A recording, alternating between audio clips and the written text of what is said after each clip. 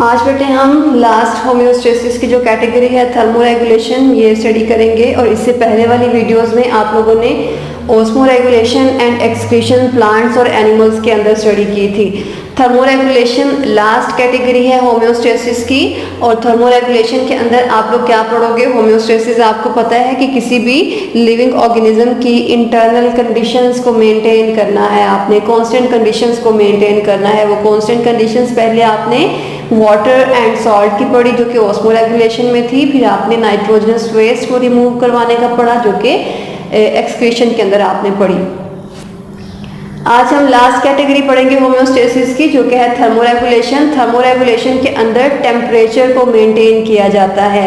For example हम कह रहे हैं कि किसी भी लिविंग ऑर्गेनिज्म स्पेशली ह्यूमंस की हम बात कर रहे हैं, उसकी इंटरनल बॉडी की जो कंडीशंस हैं या उसकी जो इंटरनल बॉडी की रिक्वायरमेंट है टेम्परेचर की, वो 37 डिग्री सेंटीग्रेड है।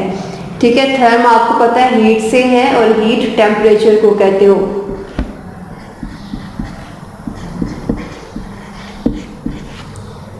ओके, सो विंटर के अंदर आपको पता है टेम्परेचर बाहर 10 डिग्री सेंटीग्रेड भी हुआ होता है और समर में ये टेम्परेचर 45 डिग्री सेंटीग्रेड भी हुआ होता है। तो समर के 45 डिग्री सेंटीग्रेड में और विंटर के 10 डिग्री सेंटीग्रेड में होने के बावजूद, बाहर कम हीट या ज़्यादा हीट होने के बावजूद बॉडी के अंदर 37 डिग्री सेंटीग्रेड को मेंटेन करना is thermoregulation. Thermo is for heat, therm is for heat and heat means हम टेम्परेचर की बात कर रहे हैं। ओके, सो थर्मोरेगुलेशन जब हम ह्यूमंस के अंदर या फिर एनिमल्स या प्लांट्स के अंदर देखेंगे तो कुछ अडेप्टेशंस, पहले तो हम उनकी प्रॉब्लम्स देखेंगे और प्रॉब्लम्स देखने के बाद हम उनका सॉल्यूशन और अडेप्टेशंस देखेंगे कि किसी भी इन्वायरमेंट के अंदर रहते हुए उन्होंने खुद को किस तरह से सक्सेसफुली अडेप्ट किया हुआ है।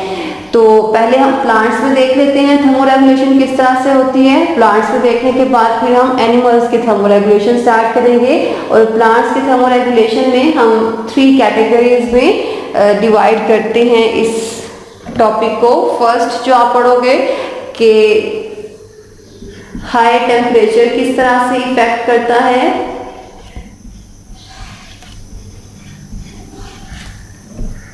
फिर आप लो टेम्परेचर का पढ़ोगे,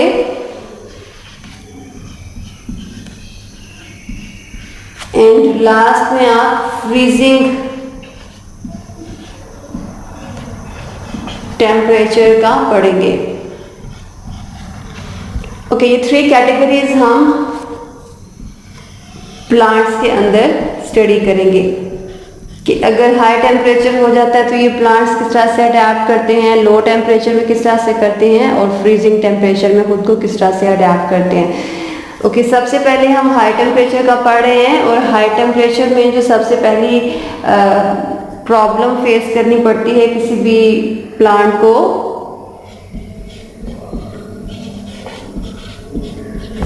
ओके, जब भी टेम्परेचर हाई होगा तो हाई टेम्परेचर किस तरह से प्लांट्स को इफेक्ट करता है कि आपको पता है जब आपने फर्स्ट ईयर के 3rd चैप्टर में एंजाइम्स का पढ़ा था तो तब पढ़ा था कि किसी भी एंजाइम को मैक्सिमम जो वर्क करना होता है वो मैक्सिमम वर्क करने के लिए उससे एक रिक्वायर्ड ऑप्टिमम टेम्परेचर होता है। अगर आप उस टेम्परेचर से टेम्परेचर को ज़्यादा करवा दोगे या कम करवा दोगे तो वो एंजाइम के वर्किंग को इफेक्ट करवा सकता है। स्पेशली जब आपने पढ़ा था कि ऑप्टिमम टेम्परेचर से ज़्यादा करवाते हैं तो उसके पेप्टाइड बॉन्ड ब्रेक डाउन हो जाते हैं और उसके स्ट्रक्चर को डिस्ट्रॉय कर देते हैं, जिससे आपने कहा था कि एंजाइम डीनेचर हो गया है। तो प्लांट्स के केस में जो हाई टेम्परेचर है ये किस तरह से इफेक्ट करता है कि ये उसके एंजाइम्स को डीनेचर करवा देगा।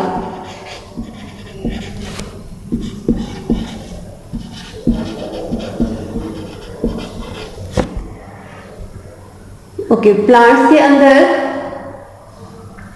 हाई टेम्परेचर जब हुआ सराउंडिंग के अंदर तो प्लांट की बॉडी के अंदर जितने भी एंजाइम्स थे, एंजाइम्स आपको पता है किसी भी मेटाबॉलिक रिएक्शन को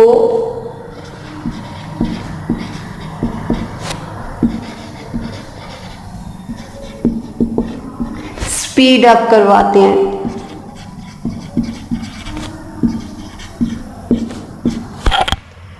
ठीक है। सो एंजाइम्स अगर डीनेचर हो गए हैं तो इट मीन्स कि जितना भी मेटाबॉलिज्म उस प्लांट की बॉडी के अंदर हो रहा था वो मेटाबॉलिज्म स्टॉप हो जाएगा। अगर मेटाबॉलिज्म स्टॉप हो गया इट मीन्स के प्लांट ना तो फूड सिंथेसाइज करवा सकता है ना फूड को ब्रेक डाउन करवा सकता है। इट मीन्स के ना तो उसे एनर्जी मिल रही है और ना ही उसकी कोई एक्टिविटी हो रही है। तो उसकी एक्टिविटी स्टॉप होने की वजह से आप कह सकते हो कि एंजाइम डीनेचर हो गए हैं, मेटाबॉलिक रिएक्शंस जो स्पीड अप हो रहे थे वो भी नहीं हो रहे। तो उस कंडीशन में क्या होता है कि एंजाइम की डीनेचर होने की वजह से उस प्लांट की डेथ हो सकती है। ठीक है। सो हाई टेम्परेचर अफेक्ट किस तरह से करता है, एंजाइम को डीनेचर करवा देगा। और हम किसके पढ़ रहे हैं, प्लांट्स के अंदर अभी हम देख रहे हैं कि थर्मो रेगुलेशन किस तरह से की जाती है।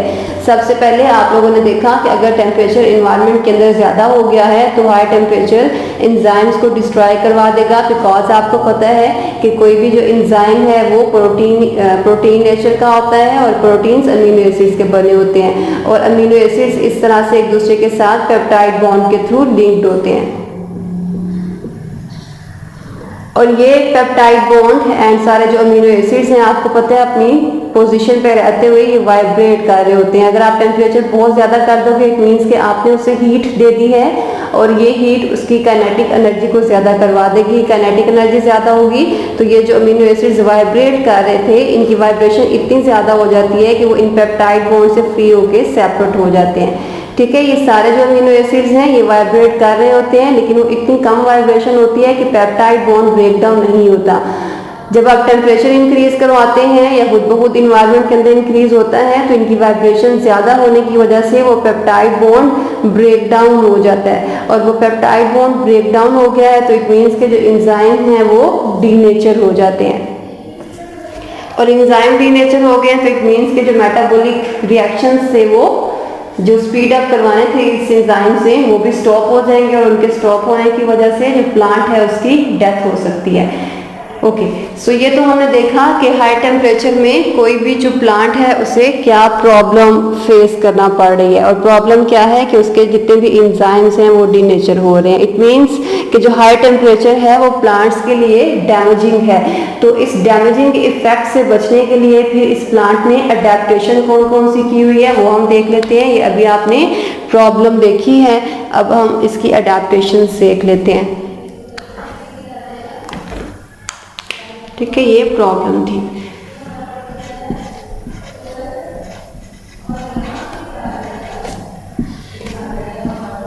और प्रॉब्लम किसकी है कि हाई टेम्परेचर में प्लांट्स को कौन कौन सी डिफिकल्टीज फेस करना पड़ रही है जिसमें से हमने एक इम्पोर्टेंट एंजाइम की डीनेचरेशन का पढ़ा। इसके बाद हम देखेंगे कि अगर एंजाइम डीनेचर हो रहे हैं किसी भी प्लांट के हाई टेम्परेचर में तो इस प्रॉब्लम को रिकवर करने के लिए उसने कौन कौन सी चेंजेस की हैं और वो चेंजेस को आप बोलोगे कौन कौन सी अडेप्टेशंस प्लांट्स ने की हुई हैं। ओके, पहली जो अडेप्टेशन प्लांट्स ने की है एंजाइम की डीनेचरेशन से बचने के लिए वो है कि ये खुद को टेम्परेचर लो करवाएगा और टेम्परेचर लो करवाने के लिए जो मैकेनिज्म यूज करेगा वो है एवेपोरेटिव कूलिंग।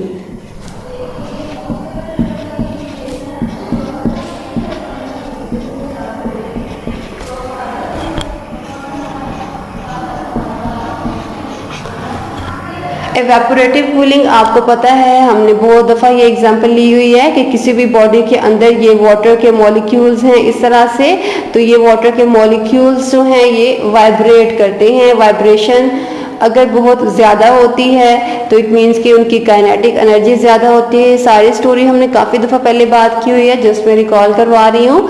काइनेटिक एनर्जी ज़्यादा है तो जिनकी काइनेटिक एनर्जी ज़्यादा है इट मीन्स कि वो बोन्स को ब्रेक डाउन करके यहाँ से बाहर जा सकते हैं। जिनकी काइनेटिक एनर्जी ज़्यादा है इट मीन्स कि उनकी हीट ज़्यादा है। ओके, अब इस हाई हीट से या हाई काइनेटिक एनर्जी वाले जो मॉलिक्यूल्स हैं वो एस्केप करके इस सरफेस से बाहर चले जाएंगे और बाहर जो मॉलिक्यूल्स गए हैं उनकी वाइब्रेशन ज़्यादा थी। इट मीन्स के काइनेटिक एनर्जी ज़्यादा थी जो कि हीट की मीनिंग में आप लेते हो। ओके, अब ये जो हीट जो ज़्यादा हीट वाले मॉलिक्यूल्स बाहर चले गए हैं, रिमेनिंग जो मॉलिक्यूल्स हैं वो लो वाले हैं। ये सारी स्टोरी हमने काफ़ी दफ़ा पहले बात की है, जस्ट मैं रिकॉल करवा रही हूँ और बहुत डिटेल नहीं बता रही, ठीक है। तो जो रिमेनिंग मॉलिक्यूल्स हैं वो लो एनर्जी वाले होंगे, तो इसलिए आप कहते हो कि जब भी इवेपोरेशन होती है, चाहे वो स्वेटिंग की फॉर्म में है, चाहे वो प्लांट्स की ट्रांसपायरेशन की फॉर्म में है, अगर उसमें से इवेपोरेशन हो रही है, चाहे स्वेटिंग है एनिमल्स में, चाहे ट्रांसपायरेशन है प्लांट्स में, तो वो कूलिंग इफेक्ट काज करवाती है। कूलिंग इफेक्ट काज करवाती है कि इट मीन्स कि वो टेम्परेचर को लो करवा देती है। ओके, अब ये जो इवेपोरेटिव कूलिंग है वेपर्स की वजह से, वेपर्स के बाहर निकलने की वजह से जो टेम्परेचर कम हुआ है, तो आप ये कह सकते हैं कि ये फर्स्ट अडेप्टेशन प्लांट्स करते हैं। और प्लांट्स के अंदर ये इवेपोरेटिव कूलिंग किस फॉर्म में होती है? ट्रांसपायरेशन की फॉर्म में। ट्रांसपायरेशन बेटे आप FSC पार्ट 1 में चैप्टर नंबर 14 में बहुत डिटेल के साथ पढ़ चुके हुए हैं। आई होप कि आपको याद भी होगा और उसे रिकॉल करने की ज़रूरत नहीं है। ओके, सो ये फर्स्ट अडेप्टेशन है कि प्लांट्स ने हाई टेम्परेचर की वजह से होने वाली प्रॉब्लम से बचने के लिए कौन कौन सी चेंजेस या कौन कौन से अपने बिहेवियर में चेंज किया हुआ है। तो फर्स्ट कौन सा है कि ये इवेपोरेटिव कूलिंग, और इवेपोरेशन किस फॉर्म में है? ट्रांसपायरेशन की फॉर्म में। ट्रांसपायरेशन आपको पता है वाटर वेपर्स का रिमूवल है लीव्स की सरफेस से। ओके, सेकंड अडेप्टेशन कौन सी है और उसकी प्लांट्स को ज़रूरत क्यों है? ओके, पहले तो हमने बात की कि एंजाइम भी नेचर हो रहे हैं, तो प्लांट्स ट्रांसपायरेशन के प्रोसेस के थ्रू वेपर्स को रिमूव करेंगे और अपना टेम्परेचर लो करवा लेंगे। और वेपर्स के रिमूव होने की वजह से टेम्परेचर क्यों लो होता है हमने डिटेल के साथ पहले बात की हुई है, ये मैंने आपको रिकॉल भी यहाँ पे करवा दिया। बिकॉज जो वेपर्स जा रहे हैं उनकी वाइब्रेशन ज़्यादा थी, उन्होंने पेप्टाइड बॉन्ड्स को या जितने भी वाटर के मॉलिक्यूल्स के दरमियान बॉन्डिंग थी उन्हें ब्रेक डाउन करवा लिया। और वाटर के मॉलिक्यूल्स में पेप्टाइड बॉन्ड नहीं, हाइड्रोजन बॉन्डिंग होती है, ठीक है। सो बॉन्ड्स को ब्रेक डाउन करवा के वो एस्केप कर जाएंगे और बाहर निकल जाएंगे। जो बाहर निकले हैं वो ज़्यादा काइनेटिक एनर्जी की वजह से उनके पास हीट भी ज़्यादा थी, रिमेनिंग के पास हीट कम है। इट मीन्स कि वो कम हीट वाले हैं, तो वो कूलिंग इफेक्ट काज करवाएंगे। ओके, सो फर्स्ट अडेप्टेशन फिर उन्होंने वेपर्स के रिमूवल के थ्रू की। और प्लांट्स के अंदर जब वेपर्स रिमूव होते हैं वो ट्रांसपायरेशन के थ्रू होते हैं। ट्रांसपायरेशन क्या है ये आप चैप्टर नंबर 14 में पार्ट 1 में पढ़ चुके हो। अगर आपको अभी तक उसका रिकॉल करने की ज़रूरत है तो आप उस चैप्टर को ओपन करके इसे रिकॉल कर सकते हैं। ओके, सो सेकंड अडेप्टेशन जो प्लांट्स करते हैं और उसकी ज़रूरत क्यों होती है? Second adaptation is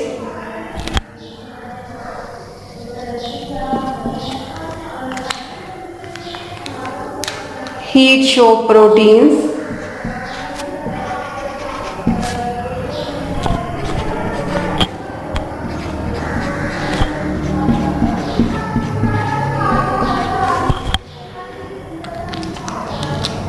okay, heat shock proteins plants को क्यों ज़रूरत पड़ी और ये क्या है?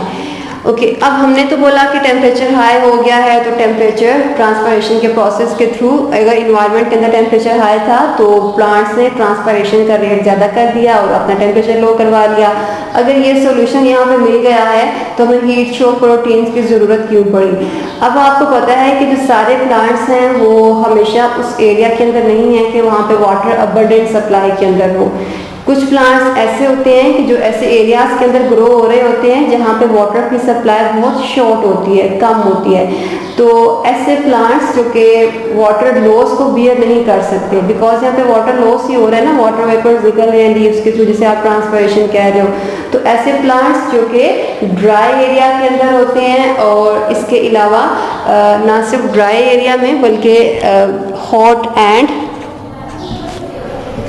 ड्राई वेदर के अंदर भी, ठीक है, हैबिटेट भी हो सकता है। और वेदर भी अगर बहुत ज़्यादा गर्म है और बहुत ज़्यादा टाइम तक अगर बारिशें भी नहीं हुई हैं, तो अगर हॉट एंड ड्राई वेदर है तो उस केस में प्लांट्स अपना टेम्परेचर लो करने के लिए ट्रांसपायरेशन को फॉलो नहीं कर सकते। क्यों फॉलो नहीं कर सकते? बिकॉज ऑलरेडी उनके पास वाटर की डेफिशिएंसी है।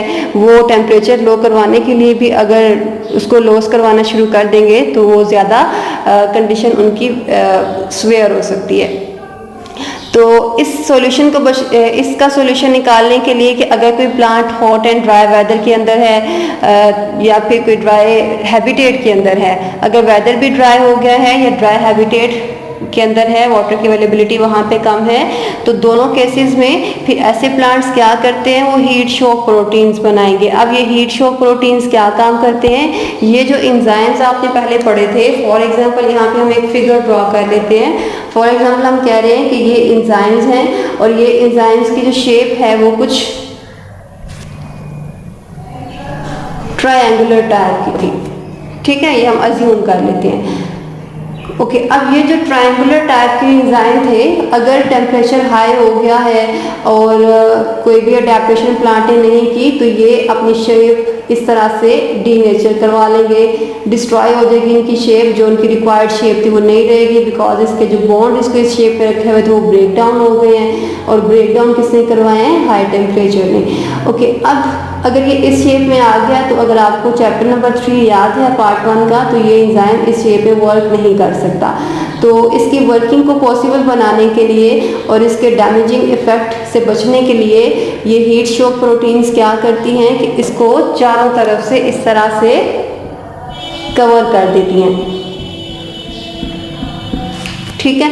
और जब हाई टेम्परेचर से कोप करने के लिए ये प्रोटीन से प्रोटेक्ट कर रही हैं, तो इस तरह से ये अपनी शेप मेंटेन रखेगा और उसकी शेप में कोई भी चेंज नहीं आएगा। एंजाइम की शेप डीनेचर नहीं हो रही है, एंजाइम ब्रेक डाउन नहीं हो रहा, उसकी जो शेप है वो ऐसा रह रही है। इट मीन्स कि एंजाइम जो है वो फंक्शनल है, अभी तक अपना काम वो कर सकता है। यहाँ पे अगर वो डीनेचर हो गया है तो वो फंक्शनलेस हो जाएगा। मुझे उम्मीद है कि मुझे ये दोबारा से एंजाइम्स के करैक्टर्स बताने की ज़रूरत नहीं है, बिकॉज हमने चैप्टर नंबर 3 में बहुत डिटेल के साथ ये सारी चीज़ें देखी थी। ओके, सो फर्स्ट आपने अडेप्टेशन देखी कि प्लांट्स जो हैं ये ट्रांसपायरेशन के प्रोसेस के थ्रू अपना टेम्परेचर कम करवा लेते हैं, बिकॉज ट्रांसपायरेशन के अंदर वाटर लॉस हो रहा है। तो उस केस में फिर टेम्परेचर लो करवाने के लिए वो कौन सी मैकेनिज्म यूज़ करेंगे, वो ऐसी प्रोटीन्स बना रहे हैं जिसे आपने हीट शॉक प्रोटीन बोला है और इसे आप HSP भी कहते हो। ये हीट शॉक प्रोटीन्स क्या करती हैं कि एंजाइम को चारों तरफ से कवर कर लेती हैं और चारों तरफ से कवर करने के बाद उसकी शेप को चेंज नहीं होने देती हैं, ठीक है, उसकी शेप को एज सच रखती हैं। तो अगर इसकी शेप एज सच रह रही है तो इट मीन्स कि ये एंजाइम फंक्शनल है। और ये कब बनती हैं हीट शॉक प्रोटीन्स, उस कंडीशन में जब वेदर गर्म है और ड्राई है, वहाँ पे वाटर की अवेलेबिलिटी कम है, अदरवाइज वो ट्रांसपायरेशन को ही फॉलो करेंगे अपना टेम्परेचर लो करवाने के लिए। और टेम्परेचर लो बॉडी का क्यों करवाना है, बिकॉज बाहर इन्वायरमेंट की जो हाई हीट है, हाई टेम्परेचर की वजह से वो इनकी बॉडी के अंदर मूव कर रही है और उनके एंजाइम्स को डिस्ट्रॉय करवा रही है। इस डिस्ट्रक्शन से बचने के लिए ये दोनों अडेप्टेशंस प्लांट्स करेंगे हाई टेम्परेचर के अंदर। ओके, तो ये आपने पढ़ा कि प्लांट्स किस तरह से खुद को अडेप्ट करेंगे, चेंज करेंगे किसी भी ऐसे इन्वायरमेंट के अंदर रहने के लिए सक्सेसफुली जहाँ पे टेम्परेचर बहुत ज़्यादा हाई हो चुका है। ओके, सेकंड बेटे जो हम लो टेम्परेचर और फ्रीजिंग टेम्परेचर है वो भी हम इंशाल्लाह सेकंड वीडियो में देखेंगे।